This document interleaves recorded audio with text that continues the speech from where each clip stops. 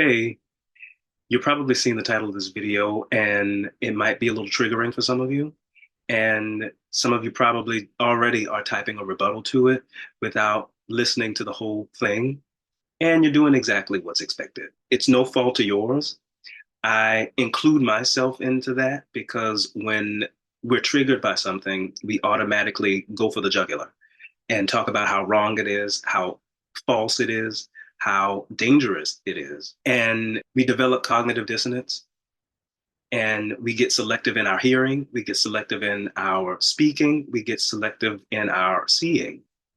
And this kind of conversation oftentimes fuels that cognitive dissonance and creates that selectivity. And it's a part of what I'd like to address in the conversation here. And so, yes, we're all queer. Whether you identify as straight, whether you identify as gay, or whether you identify as anything in between.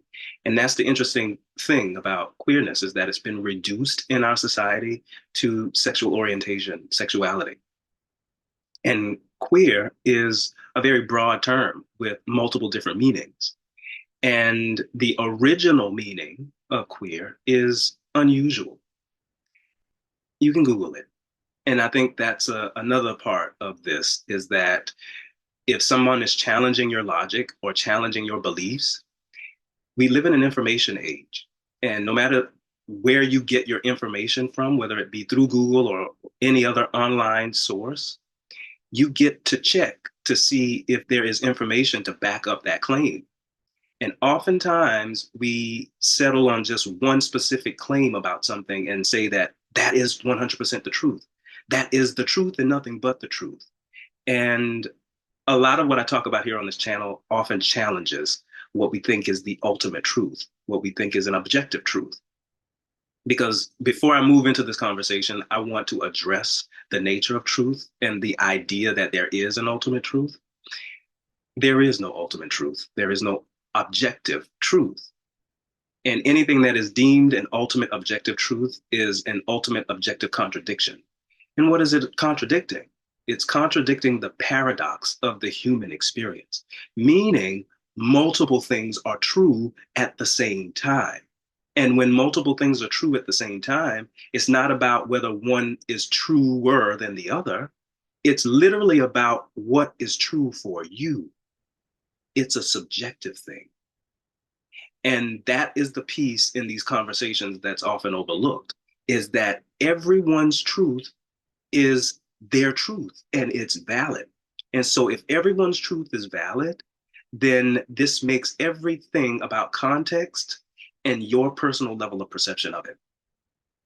Now, the context and the personal level of perception of queerness is what makes being straight a nuanced experience. And it's what makes gay a nuanced experience. We live in a society that is mostly governed by the patriarchal heteronormative narrative. And if you that sounds like a mouthful to you, then it just means that our way of life is governed by straight identified males, biological straight identified males.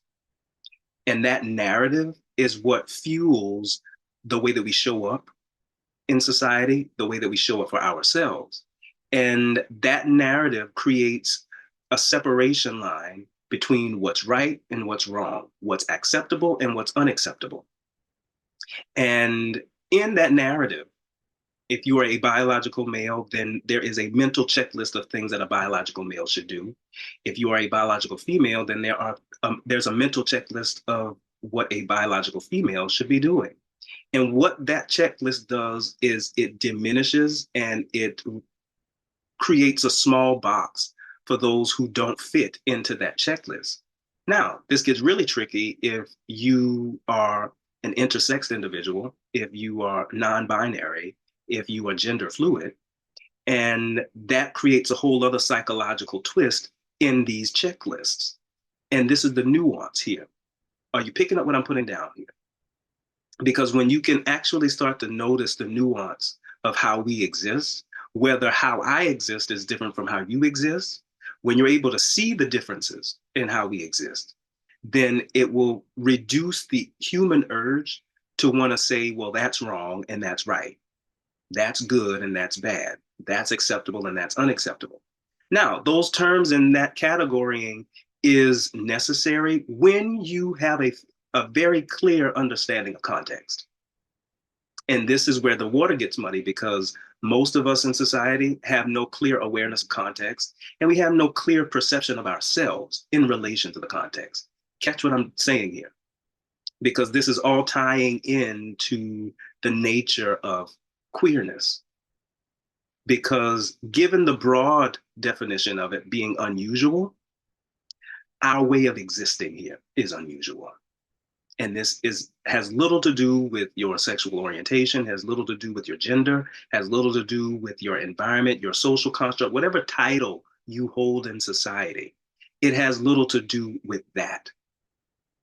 Now, when we talk about the heteronormative narrative and being straight identified, because these things are being challenged on a global scale, being straight is being challenged for just being this one specific way of existing here.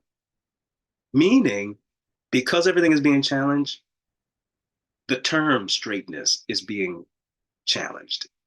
It's turning into a very nuanced definition because there is logic, there's mental logic around it, but then there's also the emotional aspect of it, and there's the behavior aspects of it. And oftentimes, these three things are not on the same page about the same thing at the same time in the same way.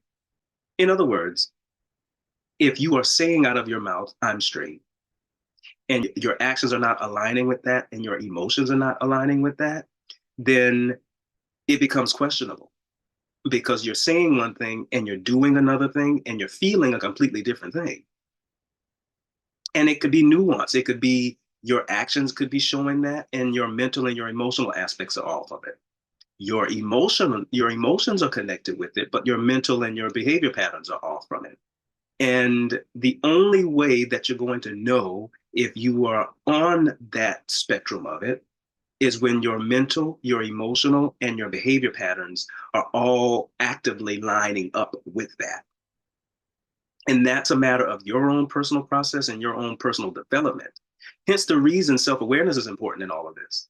And as much as and that's also the reason I'm glad that the conversation is being challenged, or at least these ideas and these constructs are being challenged, is because it's unlocking a layer of self-awareness. Like, how aware of yourself can you be in how you identify? And I'm saying all this to say is that when the heteronormative narrative is challenged with those who fit into that category, then it begins to trickle down into the LGBTQIA plus community, where that community in so many ways have adopted a lot of these heteronormative conditionings, where you are labeling things in terms of masculinity, dominance, and femininity, submissiveness. And you create these roles and you live out these roles in a way that doesn't fit into the LGBTQIA plus narrative. And this is what's getting challenged as well.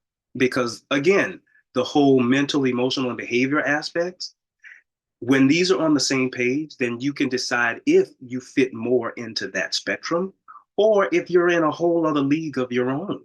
And I think that's the beauty of the LGBTQIA plus community, because the nuances in that space are more prominent and more identifiable than those who identify as just straight only. Now, I know I just pushed a whole lot on you in that whole space, but I want to drive this home in a way that it can make the most sense and you can reflect a little bit more on it.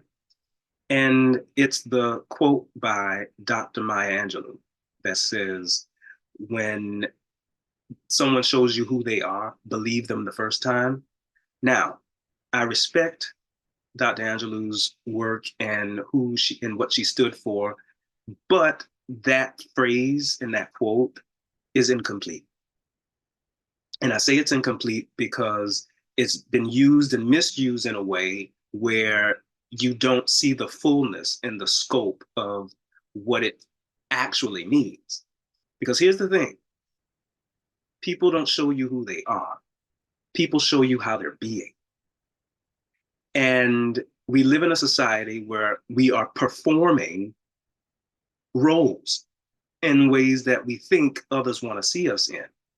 And so, who you are is not your gender, your orientation, your social construct, or whatever title you're performing in society.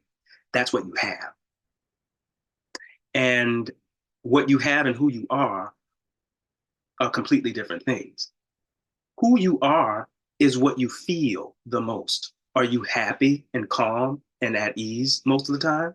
Or are you sad, depressed, stressed, and anxious most of the time? That's who you are. If you are sad, depressed, stressed, and anxious most of the time, then everything that you do, everything that you say, everything that you hear, whatever it is that you experience, is usually a direct reflection of that. This means the things that you find exciting, the things that you enjoy, often reflect the underlying sadness and stress and worry that you're experiencing. If you are happy and calm and satisfied most of the time, then what you experience will be a direct reflection of that happiness, of that calmness. And it makes you more present and more alert and more honest and more transparent and more vulnerable in what you're experiencing. Because when you're happy and when you're joyful and when you're calm and all these good lovey-dovey things, then it makes you more embracing and more accepting of everything that's different from you. You'll be able to know what works best for you in relation to what you're experiencing outside of yourself. But when you're sad and depressed and worried and stressed, then you are guarding yourself from everything outside of you. And so oftentimes in that case, it makes it difficult to connect in a very genuine and a very honest and transparent way. Because then you get to ask you, because now you're asking yourself, am I connecting with you? Or am I connecting with that mental checklist and that performance of you? And that's the real you. And so there are three very important questions you got to sit with and that I'd like to suggest and offer you here as you unlock and uncover the layers of what makes you unusual. Who am I? Am I mostly sad and anxious and depressed and stressed most of the time? Or am I happy, excited, calm, at ease most of the time? And if you got to sit with that question and you're not quite sure what makes you happy and what makes you excited, then that's where your work is. Because this requires you to be completely honest with yourself. Not what makes me happy so that someone else can be happy. No, what genuinely makes me happy, whether someone's around or not. And the second question is, what do I like? Literally, this is another layer that requires you to be completely honest with yourself because what do you like? What are you grateful for? What lights your fire? Whether you're seen or not. Because when you're clear on what you like, then this will align directly with who you are. And then the third question is, how do I intend to exist in the spaces that I'm in? Because this now is you in relation to others, so that you can gauge more clearly how you're being, how you're performing, how you're showing up. You are either performing the version of yourself that you think others want to see, or you're performing who you really are in your sincerest authenticity. And when you're clear on those three things, then you'll be extremely clear on the spectrum of queerness that we are all existing on. This spectrum of unusual behavior, unusual thinking, unusual feeling.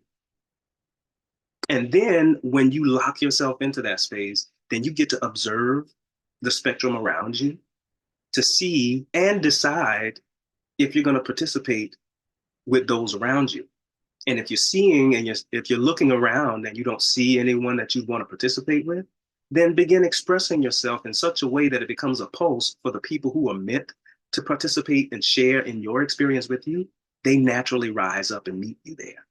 Are you picking up what I'm putting down here? If you are, then I invite you to reflect on this and begin challenging some of these energy tabs that you have open in the browser of your mind and start paying attention to some things that aren't working in relation to who you are and who you've been meaning to be, and close the tab so that you can make room for another tab to open up.